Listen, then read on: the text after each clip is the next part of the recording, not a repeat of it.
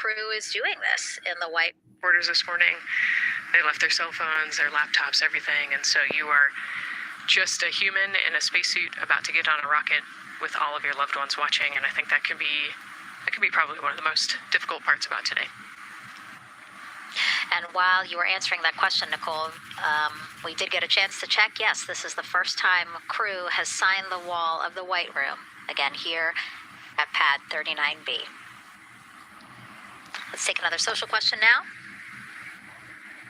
All launch windows happen to be in the evening. How come? Obviously referring to the April opportunities specific to Artemis 2.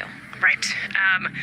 This is a complicated answer. I don't know that I would have the exact mechanics behind it, but it has a lot to do with orbital mechanics and where we are in terms of the Earth and the Moon relationship. Like we said, we're trying to get on that free-return trajectory, and so it has a lot to do with when we can do the perigee and apogee raised burns and the translunar injection. So there's a lot of math that goes behind these launch windows and why they shift and move, and why we just so happen to be in the evening for the April launch windows. Yep. You did answer it well. All right. And before we asked you guys a question, who would you take to the moon with you? Would that be a bestie, a pet, family member, or seasoned astronaut? Overwhelmingly seasoned astronaut. So, Nicole, you and I are going to the moon. Was that your answer as well? That was totally my answer. Again, I thought my husband would not like that answer because he'd want to come along too. But I think if asked, he would also say seasoned astronaut. So that's fair. Like we said, there's a lot of training that goes behind it. These guys can react to anything that comes their way, and so if you don't have all that training, maybe you do want someone that's a little bit more experienced. Yep. So correct answer, everyone. And now we have another question for you. What do you want to know about living in Orion?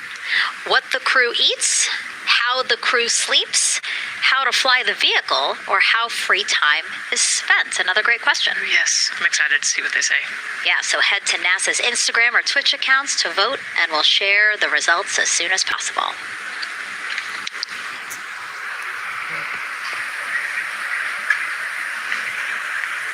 And while you're doing that, remember to also sign up to be a virtual guest for this mission. Just go to the link we'll pull up on your screen. As a virtual guest, you will get mission-specific information, notifications of any schedule changes, and curated resources straight to your inbox.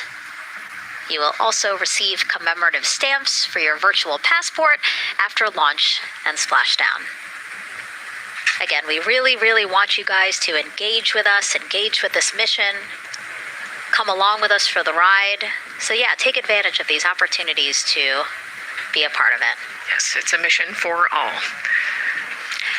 And so back in the not the suit-up room, the White Room. Well, they're suiting up. You can see why I might have slipped that up. So they are continuing to put on gloves. Reed and Jeremy look like they've been checked. Again, they've put on their gloves, their helmets. They've taken off those coverings on their shoes now that they're about to get into Orion. And then suit technicians are also helping Christina and Victor.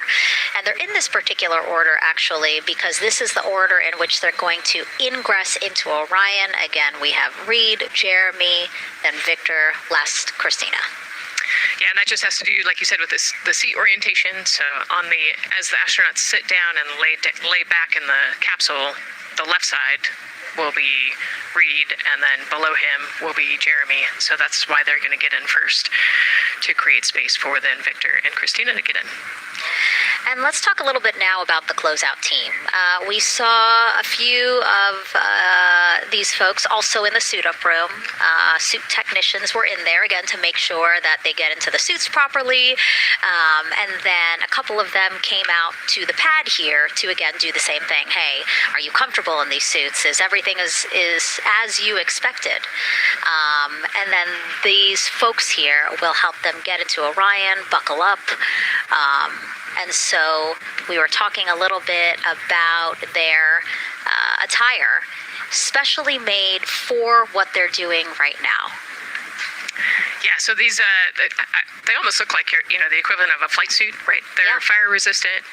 They've got the straps on the back for emergencies that mimic the same straps that the astronauts have on their suits, so that you can use the same exact equipment in an emergency egress from the pad, for example. So we can use the same equipment to get everybody safely away from the pad as required or if needed. Yeah, always thinking about those contingencies, how to very quickly, if there were an emergency, get everyone out, not just the astronauts, but also the closeout crew if an emergency was happening while they were still at the pad. And so those suits, flame retardant. Also, when we see them crawl into Orion, you will notice that they are on their knees quite a bit, so built-in knee pads. Really a thoughtful design for the purpose that they're serving today. Yeah, they're functional, which is exactly what we want, but also they're pretty classy looking, so we did a good job with the design. I was going to say, they actually look like, the outfits that car racers wear, right? Yeah. And then when I said that to the lead of the closeout crew, he's number one if we do see him, Taylor Hose, he said, well, actually, we are kind of like a pit crew, like they're very quickly moving through the operations so that not a lot of time, not more time is spent at the pad than is needed, because this is a fully fueled rocket. Right, yeah, we want to minimize the time that we have more humans up in the White Room, but also safely and efficiently get the astronauts ingressed into the capsule, and so that's their main job. That's I like the pit crew analogy. Works great.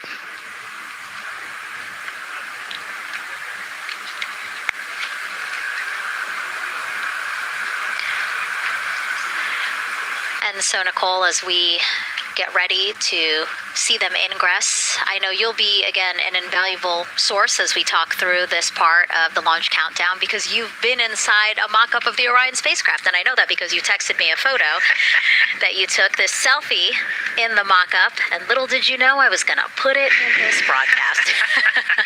Yeah, this was actually a really wonderful opportunity. Last week, our flight control team at Johnson Space Center hosted an open house of the Orion mock-up there in the Space Vehicle mock-up facility, and so I got to spend some time in the capsule with some of the flight controllers who are actually sitting on console right now and talk to them about everything inside the mock-up. So you can see I've got a bump cap on. It's like a small hard hat. There are a lot of metal corners and things, and we are still squishy humans at the end of the day. And so they want you to be careful while you're moving around in there. But I got to see, how the crew will ingress. I got to look at the umbilical and the seat straps, and I got to see, the emergency equipment and the stowage and the toilet. I got to see it all. Got to talk about everything. It was pretty cool. It was a really great time. Michael and Bruce were great with me. They answered all of my questions.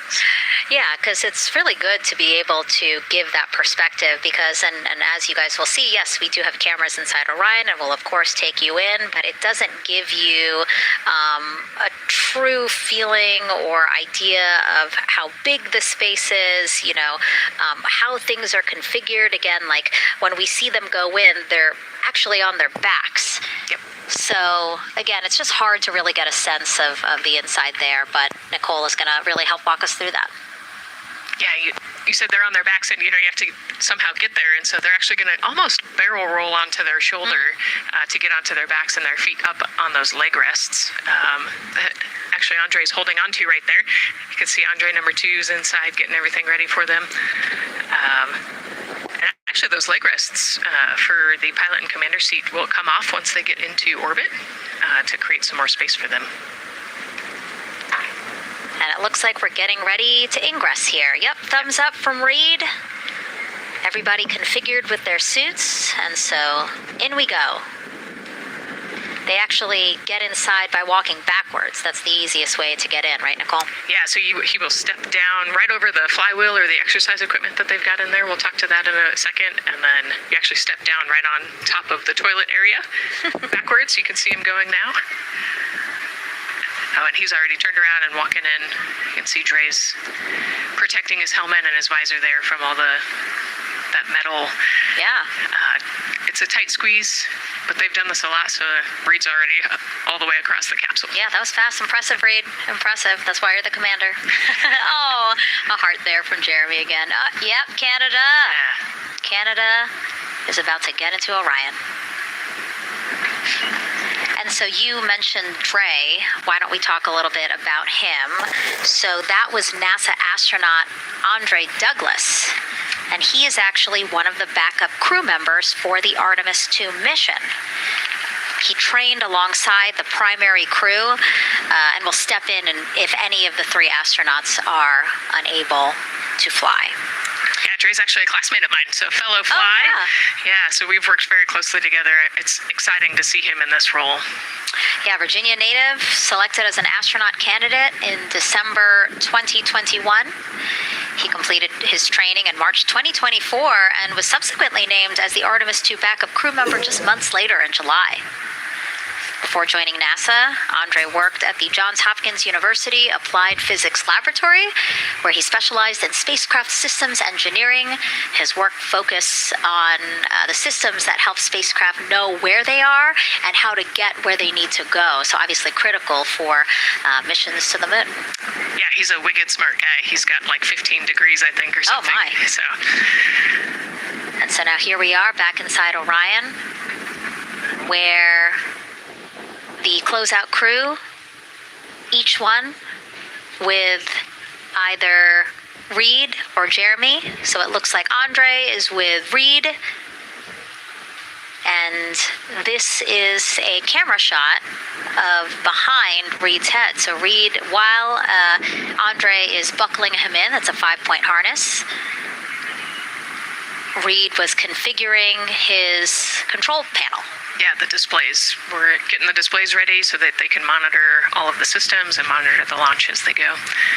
Christina there signing the wall.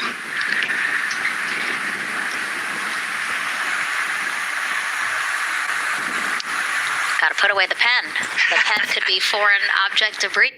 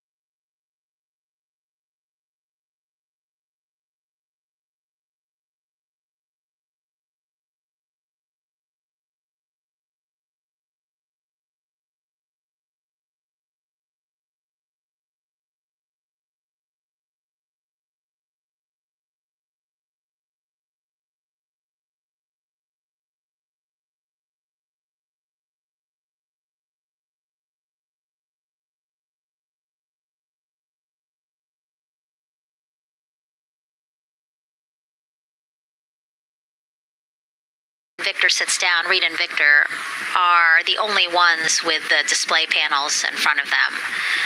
Jeremy and Christina will actually share a personal computer device, and that will be on Jeremy's leg, and that's how they'll continue to follow along with telemetry and data.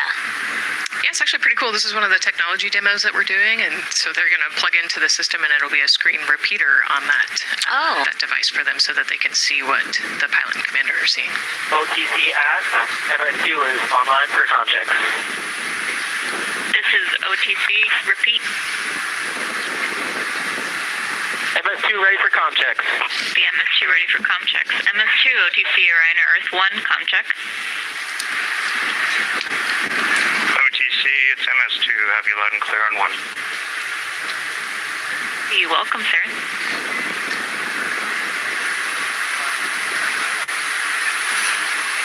And so that was the Orion test conductor speaking with Jeremy Hansen, again, mission specialist 2 for this mission. So his communication check over, you heard him say 1, Orion to Earth 1, has been completed, a successful test.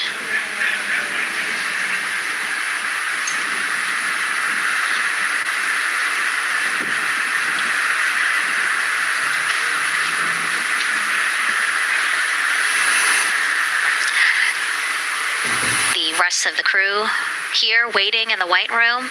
Again, as Nicole was saying, a little tight there for all of those folks. So Christina and Victor will wait until Reed and Jeremy are done getting buckled in. Yeah, I think 4 astronauts and 4 suit techs would be a tight fit in that capsule. Yeah, I mean,